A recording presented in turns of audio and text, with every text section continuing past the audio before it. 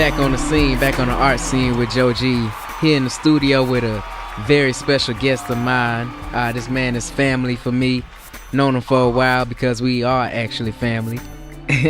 But I want everybody to give a warm welcome to my boy, my friend, my cousin, my fam. This is Jorai. Jorai, say what's up to the people. What up, people, man? It's the art scene with JoG. I'm Jorai, man. Repping True Life Hip Hop Music. What's going on? Jorai, very talented producer, hip hop producer, lyricist, rapper, artist, composer.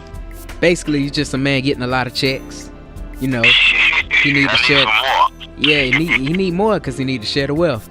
Jorai, I appreciate you giving us a couple minutes of your time today. I know you're busy, so we'll try to hurry up and get you out of here as fast as possible.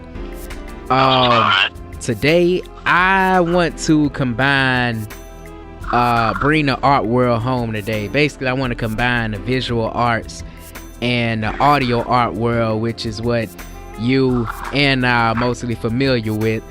So, you know, basically just to start it out with, you know, art is everywhere. Visual art is everywhere. We got it on our internet, the phones, graffiti on the streets. You know, it's still art, people expressing themselves. And basically, you know, do you see a role for visual arts in the world of music, or do you see that happening today? Yeah, man, it's definitely a place for visual arts in the world of music, because especially in the internet age we live in now, everything is about having a graphic internet presence. So your visual image and the art form that you put behind relaying your visuals to the public is very important. And it also can reflect what's going on in the music. Even from back in the day, though, like when they used to do records, and a lot of times if you was digging for records, you go and you judge whether you want to listen to the album based on what the cover look like. So right. It's definitely a role for the visual arts and music, man. That's right. I can remember some of Jimi Hendrix album covers. The whole psychedelic things was crazy. But hey, it made you want to pick up the album.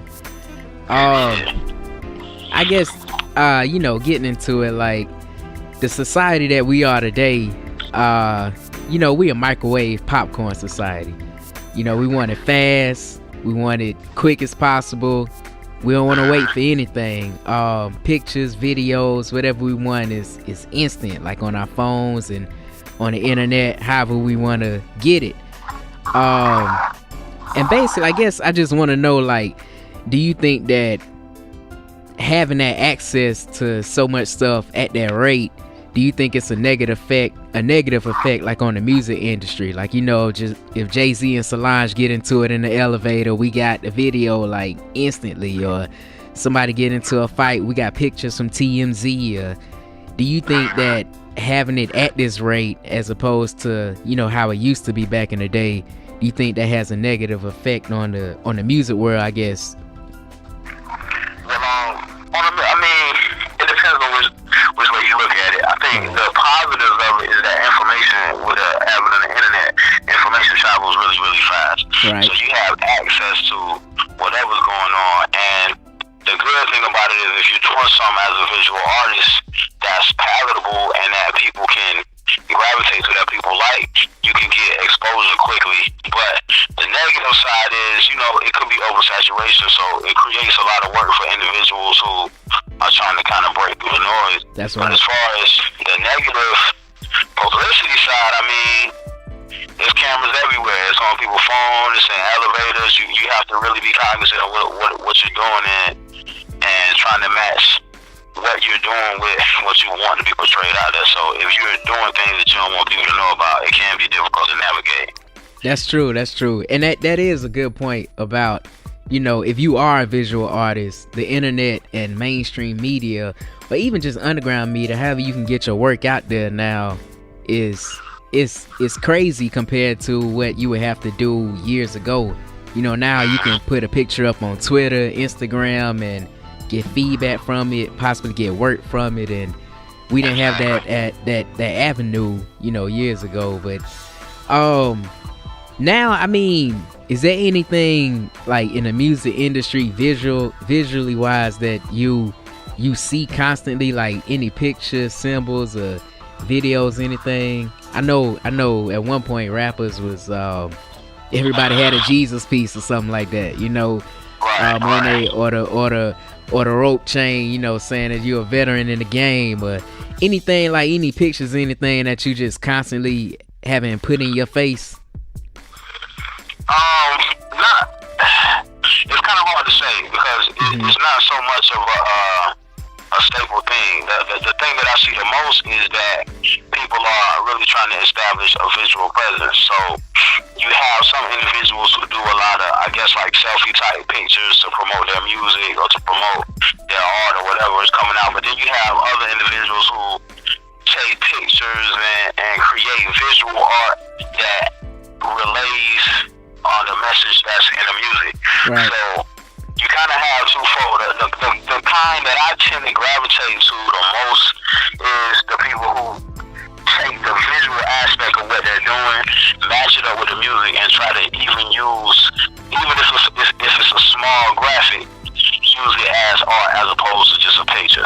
You know what I mean? So is what stands out to me the most right now, and it intrigues me.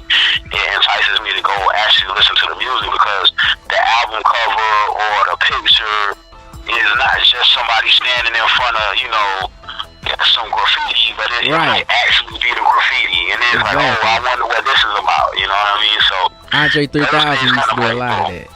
I'm sorry. Yeah. I was, you know, Andre 3K used to do a lot of that, you know, drawing on the Outcast covers and all. One thing I used to love, I mean, this kind of aside from the interview, but I used to love how you used to take all the album covers and magazine covers that you like of artists or dealing with the music world and posting them up in the studio in the dojo. And that was actually like the wallpaper. But you know, I feel like you can get a lot of inspiration from having all of that imagery up. Yeah, what that did for me is it gave me something to look at, and it let me know the individuals that I kind of idolize in music. If I ever got down, or if I ever felt like a beat or my rhyme wasn't what it's supposed to be, I can look up and see Andre 3000 or see Jay Dilla on my wall and be like, all right, I need to continue to push through. Right. So, right. Yeah, it definitely has an impact, man. It definitely has an impact. I don't have those up on the wall now. I know. But I know. Yeah. Kids kind of change your life, you know. Hell, you know, yeah, definitely. So you mature a little bit, man. I used to do that even before music, though. When I was playing football, every year I used to do. I think everybody did that. Yeah, you cut out the magazine articles and the pictures and all that stuff about the teams you playing, and you put them on the wall. My bedroom was like that when I was in high school, so. Right. Well, I guess, man, moving more towards a couple more questions, moving towards like a more traditional side. Like, do you have a favorite like visual artist, like even like some of the more widely known traditional artists like Michelangelo or Picasso or Da Vinci, or do you anybody? I mean, they can be more modern, but do you have a favorite visual artist? I can't really say that I have a favorite visual artist. What stands out in my mind right now the most, like when you say I think about Gordon Parks, and a lot of the stuff that he was doing that was really reflecting the imagery and the times that was going on in especially African American communities. Right. But as far as just like a specific, like this person is my favorite artist or favorite painter, I can't really say that I have one of those. But I'm always drawn to like posters and like CD covers and movie trailers and the imagery behind those, and seeing how they actually reflect what's going on in the actual product that people are trying to sell. So true. You know, and I like whoever was doing Miles Davis album covers back in the day was super crazy. I like those. They were. I need to look that up and see research that to see who he got to do that. But I guess so you more so tend to gravitate towards like the paintings and drawings and stuff, or not really? Because I mean, like taking this, especially like taking the art class at Full Sail and stuff, I find that I started to gravitate more towards sculptures and things of that nature, statues and things like that. You think you go towards more like the paintings and drawings on paper? go forward with paintings and drawings and pictures. And just pictures of what I like is pictures from around the 40s, the 30s, 40s, and 50s. Okay. In African American, like Deep South. Right. Because you still have people sharecropping and stuff like that, and you can really see a lot of the pain and the angst on individual faces, especially if it's like a black and white type of photo. Yeah. But you can also see like the happiness and all of that can come from the same picture. So I like a lot of those. I mean, it's kind of nostalgic for me. It reminds me of my grandmother and a lot of the older generation that have raised me, and it kind of puts me in a place where I feel like I might can relate to them a little bit more. And it's a pretty big sense of history there. But I like photos of actual people, like not necessarily posed or whatever, but like people doing candid, regular, everyday stuff, and really trying to visual artists who capture the emotion of everyday activities. True. Photography is powerful, man. I mean, yeah, real powerful. Have you ever had like you ever seen like a famous picture, anything that inspired you to write or influence something that you was working on? Yeah, it was a picture of, I don't know if it was a cover of National Geographic or whatever years ago. It's like a Middle Eastern woman with I think she's a Muslim, but she has like the Muslim garb on, but her eyes are like really big. I think they were like natural green. And she made the cover like National Geographic or Time or something. And I saw a documentary about the lady who took the photo, and she said it was no visual enhancement. Like, this is how this lady really looked. Wow. And yeah, and it was just it made me think about, and not necessarily a concept for a song, but it made me think about the idea that even though we come from different cultures and different backgrounds, and a lot of times have different belief systems, you could look into this woman's face and you felt like you knew her. Right. Even though you might have things you disagree with. So as far as how that translates to what I do creatively is it really brings me back down to focus on the fact that as individuals and human beings, we all have commonalities. And if I can do music that speaks to those commonalities, then it'll put me on a level playing field with who I'm trying to get to listen to me. Right.